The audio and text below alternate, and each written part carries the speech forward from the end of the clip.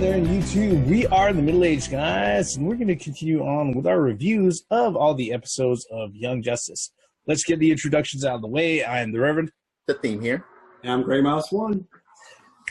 If you haven't seen the series and playlists that we've put together, we're going through all the episodes of Young Justice, from the first one all the way to everything in the second season, leading up to the third season, which will be coming out on DC's direct digital service coming out next year. So let's continue on. The particular episode that we're going to cover this video is season 1, episode 4. Episode 4 out of season 1, Drop Zone. Okay, I have a feeling I'm going to be saying episode a lot this particular video. To cover the synopsis, basically what happens in Drop Zone is that the team is sent out on their very first mission, and then even though they don't have a leader, they're sent out to Santa Prisca, which happens to be the location where Bane manufactures all of his venom. Turns out everything at Isla Prisca isn't kosher. Bane's venom production plant has actually been taken over by the Cult of the Cobra, and they've actually cooked up this super venom that they've combined with the blockbuster formula, and basically they're going ahead and they're going to be selling this particular Cobra venom, as they call it, back to the Light, and the Light can go ahead and use that to create their own, superpowered metahumans that are physically, powerful enough to face off with guys like Superman and the other members of Justice League. They're sent in this covert mission, and to say the least, covert mission gets blown. Everything goes to crap. The guys end up getting scattered to the winds. Then once they regroup, they finally figure out, okay, look, we understand that we've been doing all this. We've just been flying out of the wing. We need a leader. In which case, they decide that Calderon or Aqualad is going to be the leader of the team, at least until Robin is ready to go ahead and take the reins of leadership. They figure out who's supplying and who's buying the Cobra venom. They prevent a huge shipment of it leaving the island aboard Sportsmaster's helicopter and everything else. They report back to Mount Justice, and Batman, even though he gives them a good browbeating, congratulates them on having a good job. That's pretty much where the episode ends, with the members of Light going ahead and pontificating and considering all of the actions that the young heroes have done against them, especially over the last 2 episodes. All right. Just like before, we're going to go ahead and we're going to cover this review with 3 particular talking points. First one, what did we like? Second one, what did we not like? Or if we had a chance to change things, what would we change? And the third one, like I said, since we've seen these videos, or excuse me, these episodes multiple times, what sort of thing actually serves as a hint or a setup to something that happens in the future? All right. So first talking point right now, or first thing that we're going to cover is what did we like? Gentlemen, the floor is open. Go ahead. Take it away from me. The beginning, when the plant was being taken over and, Bane gets up in there. He's like, yeah, you want me at my best, because they gave him his venom formula. He's like, what's the catch? No catch. So they actually, Bane versus Mammoth. And Shimmer is there. And yeah, Bane basically gets his ass kicked. Hail Cobra. This was the picking of the leader episode. Even Robin asked, so who's in charge? And Batman's like, you work that amongst yourselves. The conversation on who was going to be in charge was pretty interesting, because Kid Flash and Robin were basically arguing over it. But then Miss Martian looked at Superboy and was like, you don't want to lead? And Superboy's like, no. And then you? And she's like, after Twister, after the Twister fiasco? And Superboy smiled at her and he's like, you did all right. And she blushed. She kept giving him compliments. And that was the first time that he really kind of opened up to even complimenting anyone. And it just so happens to be her, which was very interesting. I totally was like, okay, yeah, yeah, we see where this is going. Oh God, the fact that it got to the point where the stealth camo, okay, there was only two people that didn't have it. One, Superboy chose not to. No capes, no tights. He's like, no, and no. And then there's Robin. That basically was just like, Robin doesn't need it. And you should already fucking know why. Infrared vision, Superboy. They actually let have him use it. Kid Flash has goggles. Infrared vision, Superboy. Okay, Robin gets his ass kicked by Cobra, which, that's pretty interesting. And how they chose Calderon to lead was interesting because of them being in a dire situation. And yeah, Robin wanted to lead so bad. He could taste it. He's like, look, how could my first mission as leader go this wrong?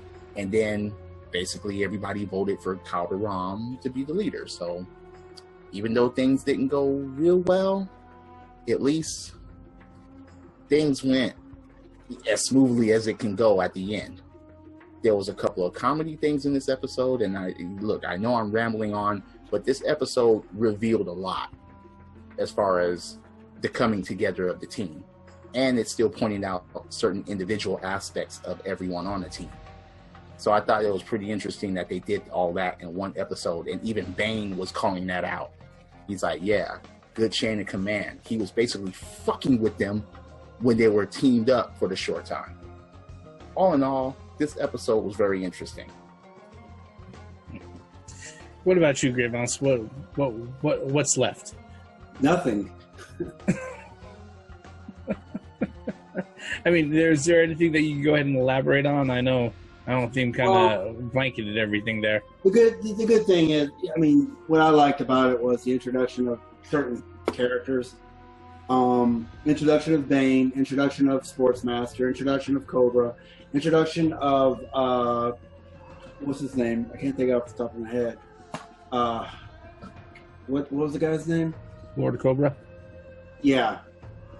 So it was a setup of who these characters are, and that's pretty much yeah. It was kind of, what was kind of interesting was the whole Mammoth thing. If you remember Mammoth from Teen Titans, Mammoth was totally different. Mammoth was talking, and Mammoth was part of the High Five. They had him with Cobra Venom in this episode. So I was like, that's a little bit different than the way Mammoth was in Teen Titans. Well, one thing is they didn't name him by name. They didn't name old girl by name either. It's just like if you didn't know who Mammoth was, you didn't know who that. All you knew was that guy took some of that super whammadined venom. Well, they named Shimmer by name. Yeah, that's it. Yeah, yep.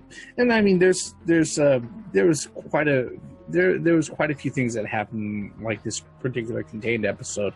One of the things that I particularly liked was that it really went out of its way and really kind of demonstrated, it showed, not told people that, yeah, these guys are new at this and they're not really a well-oiled team yet. The fact that they had to sit down and they had to just, before anything even started or even got close to hitting a groove, there were so many fucking false starts in this whole episode. There was at least 4 fucking false starts where people were like, we're gonna do something. Hey, where the fuck did they go? All right, what happened? Where are you guys? There were so many false starts to this, which really kind of showed that they were still in the process of team building, which I completely enjoyed. It was definitely great. All right. Now that we go ahead, Dean. Yeah, like I said, it was kind of cool even when Bane was interacting with them. Yeah. When Robin disappeared, or when Miss Martian tried to read his mind. Yeah. He was chica. Yeah. He's like, he's memorizing these football scores in Espanol. Yeah. I mean, it's definitely great. There's actually a lot of really small details that are sprinkled in with a lot of the interactions, but definitely the way that they handled the interactions, it was one of the things that I think they tried to put to the forefront of this particular episode that they were really effective at. Okay, now which that takes us to our second talking point. What's one of the things that you didn't like, or if you had a chance to change, what would you change about this episode? The way they got discovered. Kid Flash runs and he trips and he falls in the middle of a fucking battle between two groups that they were trying to ignore. That's one of the main things I didn't like, honestly, because I was like, wait, what? That simple mistake? Something that easy? You've been doing this for how long, Trips, Kid Flash? How the fuck do you slip, trip, and fall? Yeah, that's definitely something to point out. What about you, Grey Mouse? What stuck out to you? Well, they didn't name Mammoth. They just threw him in there, and if you didn't know who he was, you would have no clue. All you think is that it's a mutated guy off of that Venom. I mean, so they should have at least named him. Yeah, that's probably the only thing that I didn't like. Yeah, I don't know about that particular one as something that bothered me. Because at least he shows up later to do other things later on. Yeah. But one of the things that bugs me, and not because it only happened in this particular episode, but Kid Flash, from one of the fastest people on Earth, he trips over his own feet a lot, okay? Because it happened in episode number 1. It happens in episode number 2. It happened in episode number 3. And it happens again in this particular episode, all right? There hasn't been an episode yet where all of a sudden he's running headlong into something and he trips over his own feet and he, completely fucks up the situation for everybody involved, all right? And he was in stealth cam and he still tripped and fell and still got discovered. Yeah, and it's one of those things where it's probably a pet peeve of mine having to deal with, these characters with super speed where everything should be standing still as fast as they're going, even though he's not as fast as the Flash or some of the other speedsters, right, in this particular iteration of Wally West. Historically, though, through DC Comics, he is actually, I think, the fastest out of the speedsters, out of the members of the Flash family, all right? But, the whole thing with it is that, yeah, for somebody who moves so fast, and it's that's their greatest claim to fame, it's you think you wouldn't trip so much, all right? And it didn't bug me that much until, like I said, I counted it down. It happened in the first episode, it happened in the second episode, happened in the third episode, and it happens in this particular episode too. So that definitely bugs me, all right? I think that bothered me. So I was like, wait, okay, if they would have heard Superboy when he dropped down, fine. If they would have been like, what was that? And then they could have came and met and attacked, I would have been all right with that because that would have been Superboy's mistake. Yeah. Not Kid Flash tripping over his own 2 feet in the middle. Why the fuck didn't you stay back? Oh, he went to go find Robin. Robin ducked out on him because it was yeah. And even Bane was like, did he already get captured? No, he just does that. Yeah, definitely. All right. So now that we've covered what we liked, what we didn't like, or what we could change, or what we'd like to change in this particular episode, let's go ahead and let's cover. Now that we've watched this episode multiple times, what was something that we noticed this time around that set up things that are happening in the future, or sets up something that happens in a future episode or storyline? I love the way they kind of displayed how skilled Sportsmaster is, because that's going to set up certain things down the line. He even kind of knew where Ms. Martian was when she was even camoed. Even though, okay, why is she stealth and camoed? That was kind of... But anyway, yeah, the Cobra Venom thing, that is going to set up for basically something else down the line, and not even what it's originally was used for. Yep. What about you, Grandmouse? What stood out to you as something that was setting up for a future episode or a future storyline arc. After the fight with Mammoth, and they trap themselves, or Superboy knocks out the beams and causes that cave in. The interaction between Aqualad and Robin sets up that future that Robin will eventually take command of that group, because Aquaboy's going on a deep undercover operation. But so I think he said to Robin that you're born to lead, but just not now. Yeah, you were born to lead this team, maybe not now, but soon. That was his exact words. And that was like an extreme foreshadow of what's going to happen as well.